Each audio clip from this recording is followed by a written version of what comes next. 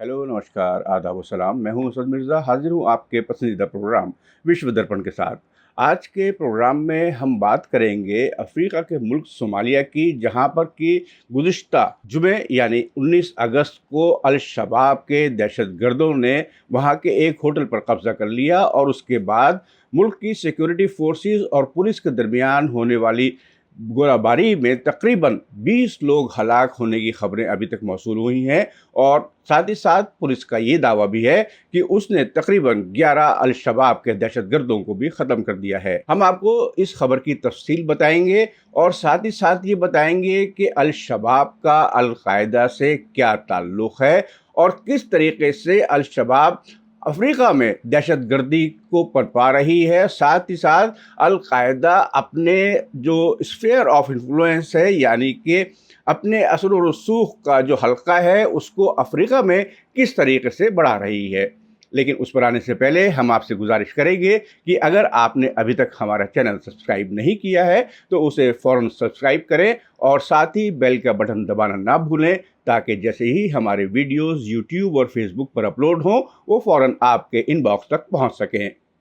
तो आइए अब बात करते हैं अफ्रीका के मुल्क सोमालिया की और वहाँ के दारुल हुकूमत या कैपिटल मोगदिशु में गुज़िश्ता जुमे यानी 19 अगस्त को होने वाले एक दहशतगर्दाना हमले की। खबरों के मुताबिक जुमे की सुबह मोगदिशु के उस इलाके में जहाँ की शहर के ज़्यादातर बड़े होटल मौजूद हैं, वहाँ पर हयात होटल के बाहर के गेट के ऊपर कुछ बम धमाके हुए। उसके साथ ही साथ दूसरे गेटों पर भी बम धमाके होना शुरू हो गए। उसके बाद दहशतगर्दों की गाड़ियां वहां पर पहुंचना शुरू हो गईं और उन्होंने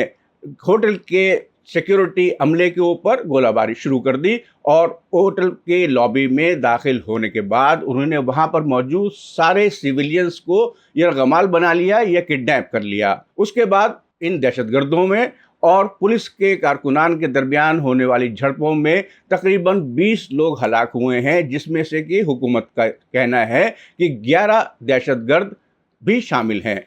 इन दहशतगर्दों का हुकूमत के मुताबिक ताल्लुक़ अल-शबाब ग्रुप से है और अल-शबाब ग्रुप अल-कायदा का वो ग्रुप है जो कि अफ्रीका में अल-कायदा की नुमाइंदगी करता चला आ रहा है सन 1990 की दहाई से। सोमालिया में दरअसल 1991 तक जनरल सियाद बर्रे की डिक्टेटरशिप कायम थी, लेकिन 1991 में सियाद बर्रे के इक़्तिदार से बाहर करने के बाद से वहाँ पर एक सियासी डेमोक्रेटिक सिस्टम कायम करने की कोशिशें शुरू की गईं, लेकिन ये कोशिशें बहुत ही कमज़ोर होती थीं और साथ ही साथ इनमें मुख्तलिफ धड़े या मुख्तलिफ ग्रुप्स अपनी बरतरी कायम करने की कोशिशों की वजह से किसी भी सॉल्यूशन पर कायम होने या इत्तेफाक राय कायम करने में नाकाम रहते थे। इस वजह से वहाँ पर मुल्क के मुख्तलिफ इलाक़ों में, ख़ास तौर से मुल्क के रूरल या देही इलाक़ों में अल-शबाब और दीगर दहशतगर्दाना तंजीमों की कार्रवाइयाँ और असर व रसूख बढ़ता चला गया। अभी हाल ही में सोमालिया के नए प्रेसिडेंट हसन शेख मोहम्मद ने कमान संभाली है हुकूमत की, लेकिन ऑब्जर्वर्स का कहना है कि अभी भी हुकूमत का कंट्रोल ज़्यादातर कैपिटल मोगदिशु तक ही लिमिटेड है।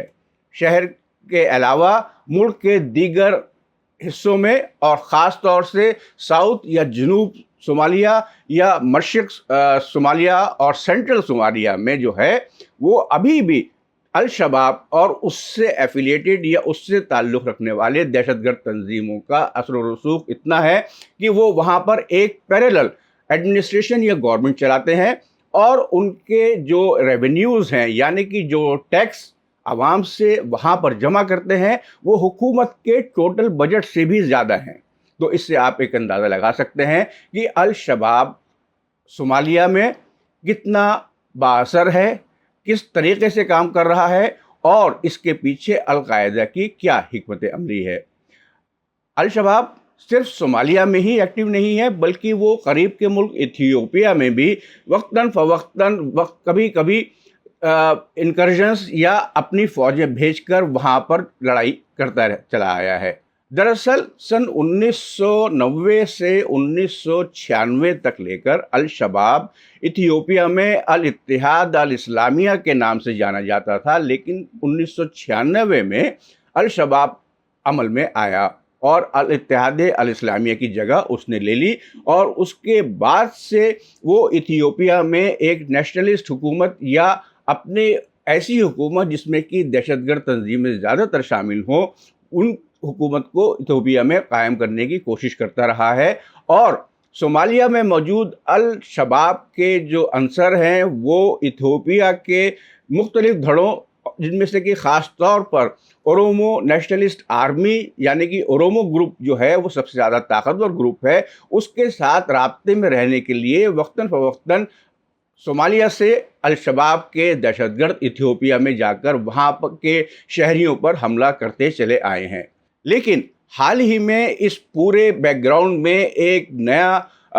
डेवलपमेंट ये हुआ है कि इसी महीने की 15 तारीख को अमेरिकी हेलीकॉप्टर्स और अमेरिकी वॉरप्लेन्स ने इथियोपिया और सोमालिया में अल शबाब के ठिकानों पर हमला किया और उनके मुताबिक उन्होंने 13 दहशतगर्दों को हलाक कर दिया। ये हमला यूनाइटेड स्टेट्स की अफ्रीकन कमांड, जिसे अफ्रीकॉम के नाम से जाना जाता है, उसने किए थे। मोगदिशु के centre for analysis and strategic studies के डायरेक्टर अब्दुल रहमान शेख अजहरी ने वॉइस ऑफ अमेरिका को दिए गए एक इंटरव्यू में बताया कि इन अमरीकी हमलों से अब ये अंदाज़ा हो रहा है कि अमेरिका एक मर्तबा फिर अफ्रीका में एक्टिव होने जा रहा है।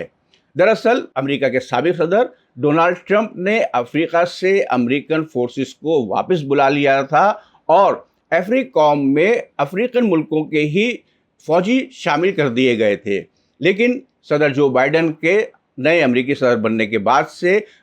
शेख अजहरी का कहना है कि अमेरिकन पॉलिसी में कुछ तब्दीली आई है और वो फिर एक मर्तबा अफ्रीका में मौजूद उन दहशतगर्द अंसर को, उन अनासिर को ख़त्म करने की कोशिश कर रहा है जो कि मुस्तक़बिल में अमेरिका के ख़िलाफ़ यकजा होकर उसके ऊपर हमला कर सकते हैं।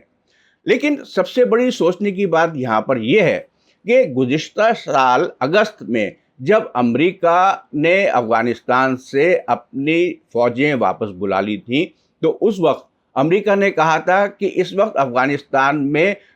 कुछ से उसका मतलब था कि तकरीबन 200 या 300 दहशतगर्द मौजूद हैं। अब सवाल ये उठता है कि जब अमेरिका को ये मालूम था और उसके पास सारी टेक्नोलॉजी मौजूद थी, तो अफ़गानिस्तान से वापस निकलने से पहले उसने इन दहशतगर्दों को क्यों ख़त्म नहीं किया? जबकि इसी के मुकाबले में अक़वाम मुत्तहिदा यानी कि यूनाइटेड नेशंस की रिपोर्ट के मुताबिक उस वक्त अफ़गानिस्तान में तकरीबन 2000 से 3000 दहशतगर्द मौजूद थे, जिनमें से कि अक्सरियत अल-कायदा के और IS खुरासान प्रोविंस के दहशतगर्दों की थी। अब वही सवाल फिर दोबारा उठता है कि जब अमेरिका को और दीगर मगरबी ममालिक को मालूम था कि ये अनासिर वहाँ पे मौजूद हैं, तो उन्होंने अपने जहाज़ों से, अपने फोर्सेस से उनको ख़त्म करने की कोशिश क्यों नहीं की? दरअसल मजमूई तौर पर यही लगता है कि अमेरिका कभी भी ये नहीं चाहता है कि वो मुकम्मल तौर पर इन दहशतगर्द तंजीमों को ख़त्म कर दे। वक्तन फ़वक्तन यानी कि जब उसे मौका मिलता है तो वो इसके टॉप लीडर्स को तो ख़त्म कर देता है, लेकिन जो इन ऑर्गेनाइजेशंस का नेटवर्क है या उसके निचली सतह के लीडर हैं, वो अपनी जगह मौजूद रहते हैं और वो एक तरीके से अमेरिका के लिए उसके ही ख़िलाफ़ हमले करते हैं मुख्तलिफ ममालिक में, अमरीकी इंटरेस्ट के लिए या अमरीकी फ़ायदे के लिए। इसी वजह से लगता है कि शायद अमेरिका कभी भी इनको ना तो मुकम्मल तौर पर ख़त्म करने की कोई पॉलिसी लेकर आगे चला है या उसका ऐसा कोई मुस्तक़बिल में प्लान है कि वो इन फोर्सेस को मुकम्मल तौर पर ख़त्म कर दे। क्योंकि एक वक्त में बिन लादेन, जिसको कि अमेरिका ने ऑपरेशन ज़ीरो के ज़रिए पाकिस्तान में हलाक किया था, वो अमेरिका के बहुत ख़ास लोगों में से शामिल थे और वो हर उस अमेरिकन पॉलिसी पे अमल करते थे जो कि मुख्तलिफ ममालिक में वहाँ की हुकूमत के ख़िलाफ़ काम कर सकती थी। तो अभी भी यही लगता है कि जिस तरीके से सोमालिया, इथियोपिया और दीगर अफ्रीकन ममालिक में अलकायदा के असर व रसूख और उसका इन्फ्लुएंस बढ़ता चला जा रहा है, जो कि पहले भी मौजूद था, लेकिन वो फोर्सेस अब दोबारा एक जगह इकट्ठा होकर अपने आप को, अपनी ताकत का मुजाहरा कर रही हैं, अपनी ताकत का डिमॉन्स्ट्रेशन कर रही हैं। उससे यही जाहिर है कि अमेरिका की वॉर ऑन टेरर किसी भी तरीके से कामयाब नहीं हो पाई है और अभी भी पूरी दुनिया में और ख़ास तौर से मिडिल ईस्ट और अफ्रीका के मुख्तलिफ मुल्कों में ऐसे अनासिर मौजूद हैं जिन्हें हम इस्लामिक दहशतगर्द कह सकते हैं। उम्मीद है आपको आज का प्रोग्राम पसंद आया होगा। हमें कमेंट बॉक्स के ज़रिए अपनी राय से आगाह कराते रहें। अगले एपिसोड में आपसे फिर मुलाकात होगी। खुदा हाफिज़। जय हिंद। मीडिया स्टार वर्ल्ड के और वीडियो देखने के लिए हमारे चैनल को सब्सक्राइब करें और सीधे नोटिफिकेशन पाने के लिए बेल आइकन दबाएं। और अगर हमारी खबर सच्ची और अच्छी लगे तो अपने व्हाट्सएप, इंस्टाग्राम, फेसबुक और ट्विटर अकाउंट पर ज़रूर शेयर करें।